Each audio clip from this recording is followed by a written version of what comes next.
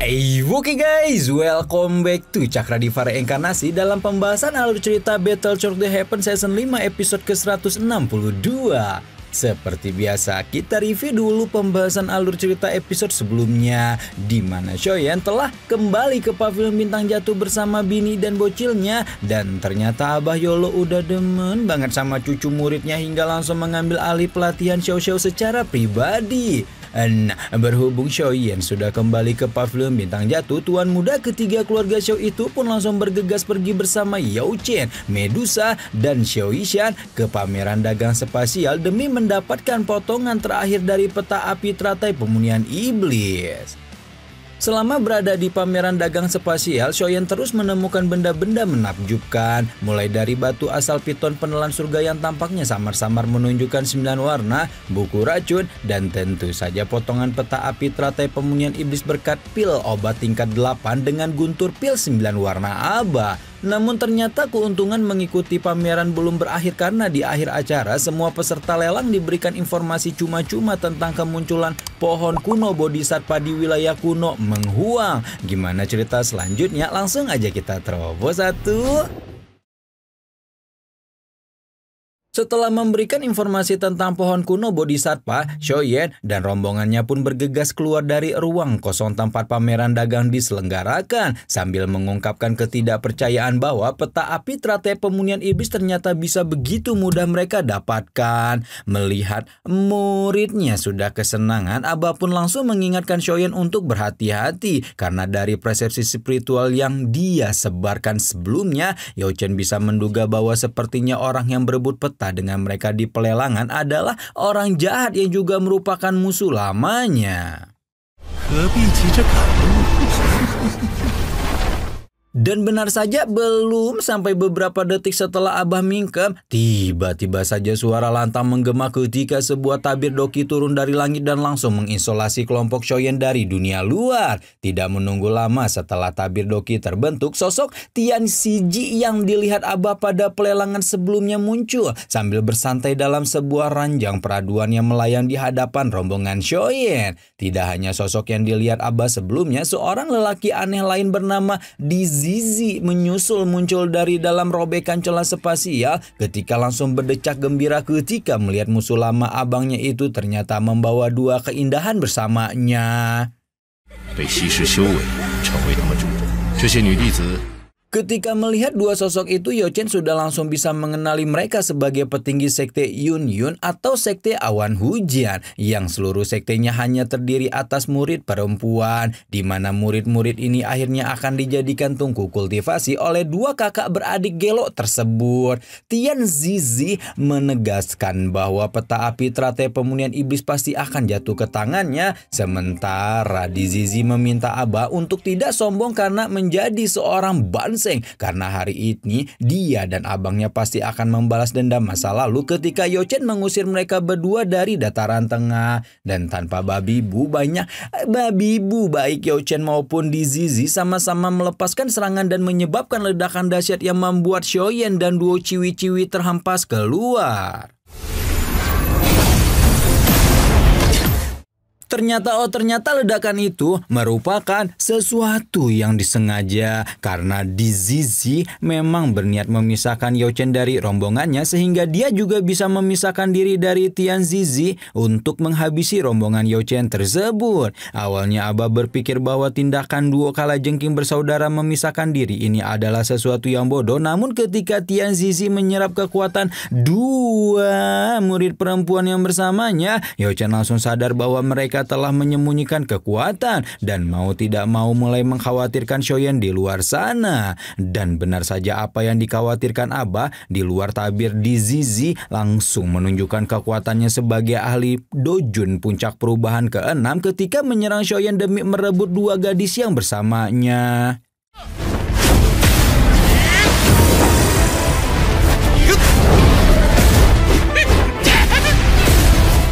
Meskipun Shoyan merupakan ahli muda yang tidak diragukan lagi keOP-annya dibanding generasi yang sama atau bahkan generasi yang lebih tua, seorang Dojun Puncak adalah sesuatu yang masih terlalu sulit untuk dia lawan, dan oleh karena itu juga DZZ benar-benar berhasil menekannya sampai Medusa serta Shoishan pun turun tangan untuk membantu. Nah, yang lupa ingat, sebelum masuk ke ranah Banseng, seseorang yang berada di puncak ranah Dojun alias Dojun bintang 9 harus melewati 9 transformasi Doki yang disebut sebagai puncak 9 perubahan. Dan DZZ ini sudah sampai ke perubahan ke-6 ya guys ya. Seperti biasa, Cakradiva akan selalu mencerdaskan kalian yang menonton Cakradiva.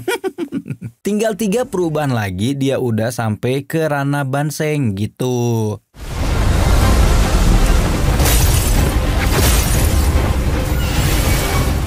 Karena sadar diri bahwa dia tidak akan mungkin mengalahkan DZZ dengan kekuatan aslinya, Shoyan pun mengaktifkan tato klan Xiao sebagai buff natural untuk klan kuno dan membuat kekuatannya langsung melejit ke Dojun puncak perubahan ketiga. Awalnya DZZ masih nyantai saja, berpikir bahwa Shoyan hanya menggunakan trik peninggalan kekuatan biasa yang banyak digunakan oleh ahli ecek-ecek lainnya. Namun setelah mengetahui bagaimana kekuatan pemuda anta-beranta itu malah melejit 1 bintang 3 perubahan, DZZ memang cukup terkejut. Meskipun dia yakin bahwa sudah didoping pun kekuatan Shoyan masih jauh dari cukup untuk mengalahkannya.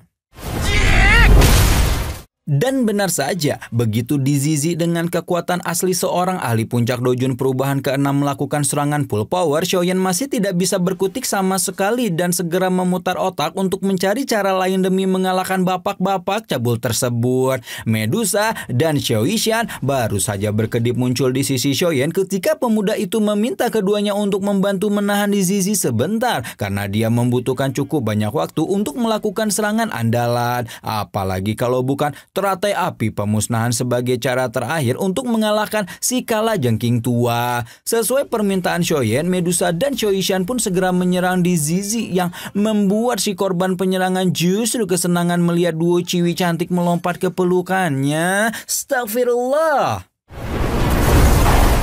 DZZ tidak bisa menjadi lebih gembira lagi ketika melihat dua ciwi cantik ini ternyata bukanlah ciwi sembarangan, karena yang satu adalah piton penelan surga sementara yang satunya adalah pemilik tubuh racun. Kekuatan dua keindahan itu memang bisa membuat ahli puncak Dojun biasa kerepotan. Sayangnya mereka sangat tidak beruntung harus melawannya karena DZZ masih yakin benar bahwa kekuatannya berada jauh di atas Medusa maupun Shoishan bahkan setelah menggabungkan kekuatannya. Meskipun seluruh serangan yang telah mereka lepaskan sama sekali tidak berhasil mengenai DZZ, Medusa masih mengajak Shoishan untuk menyerang sekali lagi dan semakin membuat bapak-bapak nyambul itu di depan mereka kesenangan. Tapi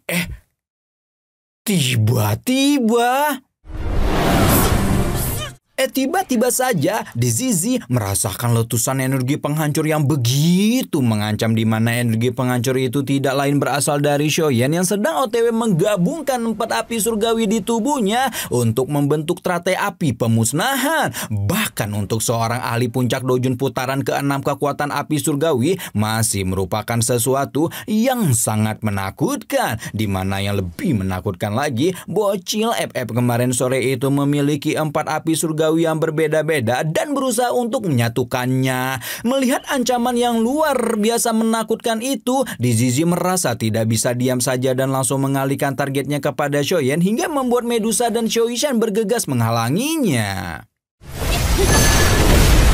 DZZ menjadi sangat marah meskipun dihalangi oleh dua keindahan yang begitu menggoda iman kalian semua dan berkata bahwa mulai sekarang dia tidak akan menahan diri lagi. Namun sebelum DZZ sempat bertarung serius melawan Medusa dan Shoishan, ledakan energi lain sekali lagi muncul ketika tabir energi yang mengurung Aba hancur dan menghempaskan sosok Tian Zizi dalam kondisi babak belur. Baru saja Tian Zizi hendak mengomeli adiknya yang kok keasyikan bermain sampai membiarkan dia diajar sendirian oleh Yao Chen. Orang yang dimaksud sudah muncul lebih dulu dan melayangkan serangan lain kepadanya. DZZ yang kehabisan kesabaran memutuskan untuk mengabaikan Shoyan dan fokus mengangkut dua ciwi cantik sebelum membantu kakaknya melawan Yao Chen.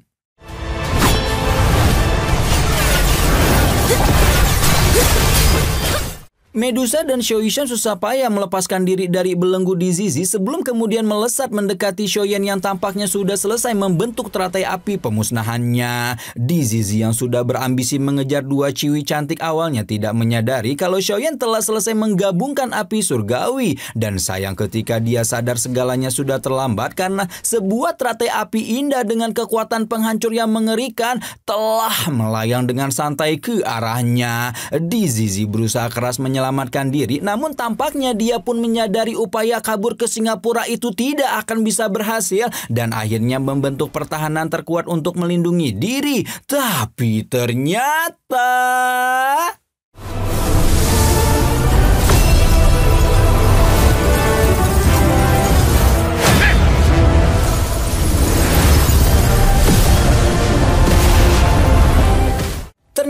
pertahanan terkuat dari seorang ahli dojun puncak perubahan ke-6 pun tidak bisa menahan diri dari kekuatan penuh dari teratai api pemusnahan dengan 4 spis surgawi. Astagfirullahaladzim. Meskipun setelah mengeluarkan benda mengerikan tersebut, si empunya teratai pun langsung bengek karena kehabisan kekuatan. Medusa dan Shoyishan buru-buru membantu Shoyen yang sempat oleng sejenak sebelum buru-buru menstabilkan diri untuk mengecek apakah kalajengking tua satu itu sudah benar-benar pindah alam. Baru setelah memastikan kematian di Zizi, Shoyen pun berusaha untuk mengambil harta yang dia miliki dan menemukan bahwa petinggi sekte Yunyu itu telah mendapatkan teknik tubuh Fajra Liuli atau tubuh kaca King Kong. Segera setelah Shoyen merebut teknik tubuh Fajra, Abah juga telah menyelesaikan pertarungannya dengan Tian Zizi dan mengajak seluruh rombongan untuk mempercepat pergerakan. Karena pertarungan yang baru saja terjadi pasti akan menarik perhatian lebih banyak ahli kuat. Singkat cerita, Shoyen dan Abah pun telah sampai di pavilion bintang jatuh dengan selamat sejahtera sentosa dan langsung berusaha untuk menyatukan seluruh potongan peta api teratai pemunihan iblis yang telah mereka kumpulkan. Namun setelah disatukan tidak ada respon apa-apa yang terjadi sehingga Shoyen pun berpikir mungkin dia harus meneteskan esensi darah untuk mengaktifkan peta. Sayangnya bahkan setelah menggunakan esensi darah, peta api surgawi peringkat ketiga itu belum menunjukkan reaksi apapun dan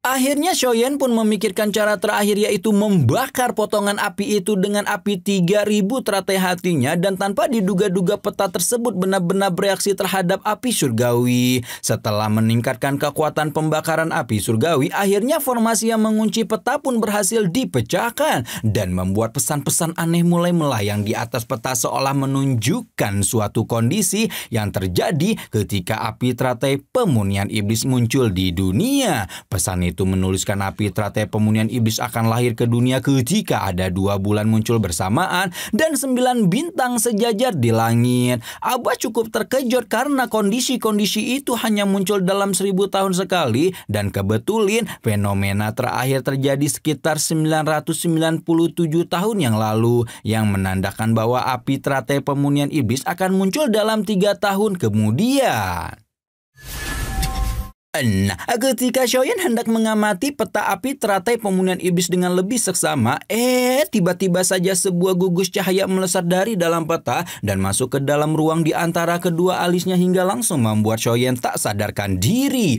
Abah auto panik melihat muridnya entah kerasupan jurik dari mana dan berusaha membantu Shoyen untuk mengeluarkan energi asing itu dari dalam tubuhnya. Sementara itu di dalam lautan kesadaran Shoyen, dia merasa ada kekuatan aneh yang berdiam diri di sana dan karena ingin mengetahui tujuan dan kemunculan kekuatan aneh tersebut, Shoyen pun berusaha mendekat untuk memeriksanya. Sementara Shoyen entah sedang ngapain sama gugus cahaya, Medusa dan Shoyishan yang juga merasakan gejolak kekuatan aneh langsung masuk ke dalam kamar dan menunjukkan kekhawatiran yang sama ketika melihat Abah sedang melakukan ruqyah kepada Shoyen. Situasi menjadi semakin mencekam ketika Abah melarang Medusa dan Shoyishan menyentuh Shoyen yang baru saja terbangun sebelum memasang wajah serius dan bertanya, Saha maneh? Terus bakalan seru tuh kalau dijawab sama Oyen, aing mau.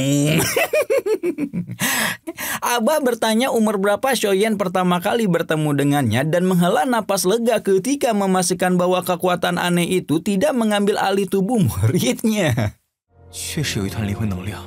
Shoyen menceritakan bahwa dia memang merasakan ada kekuatan aneh yang bernama Santo teratai pemunian iblis dalam tubuhnya. Namun tidak dapat mengusir keberadaan aneh itu apapun yang dia lakukan. Abah berpikir sebentar sebelum mengingat bahwa Santo teratai pemunian iblis atau Jing Lian Yaosheng adalah pemilik api teratai pemunian iblis sebelumnya. Sekaligus juga sosok yang pernah menjadi ahli paling dekat dengan Rana Dodi berdasarkan kitab kuno. Menurut Abah, Jing Lian Yaosheng tampaknya tidak berusaha menyakiti Shoyen, malah mungkin bisa menjadi penolong pemuda itu ketika berusaha mendapatkan api teratai pemunian iblis 3 tahun lagi.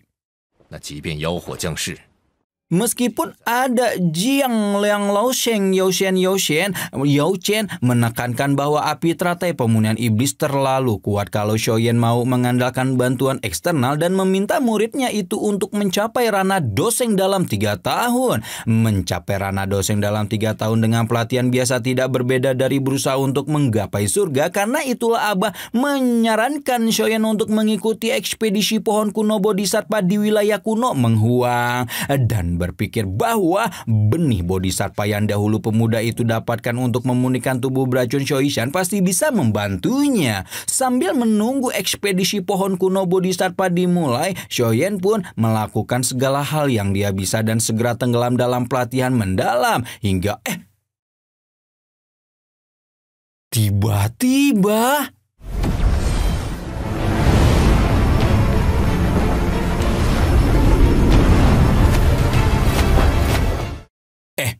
tiba-tiba saja, apa itu ya? Cahaya emas yang muncul di scene terakhir. Apakah ada musuh yang menerobos pavilion bintang jatuh? Kira-kira nanti bagaimanakah perjalanan Shoyen mengikuti ekspedisi pohon kuno Bodhisattva? Berhasilkah Shoyen menemukan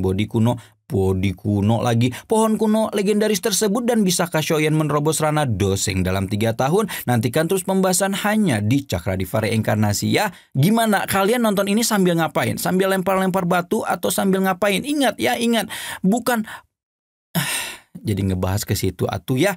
Pokoknya kalau kalian mau itu ya lempar-lempar batu, ingat jangan ke yang si coklat-coklat ya. Emang itu udah kenapa jadi ngebahas ke situ sih? Mau ke Jakarta ini ada undangan YouTube malah jadi sieun aing teh guys. Aduh, sieun kunaon-naon atuh mobil nanti dibakur lagi ya. Liar lah pokoknya lah. Yang bikin ulah siapa, yang kena siapa. Internet juga jadi lemot ini teh. Kesel jadinya ya.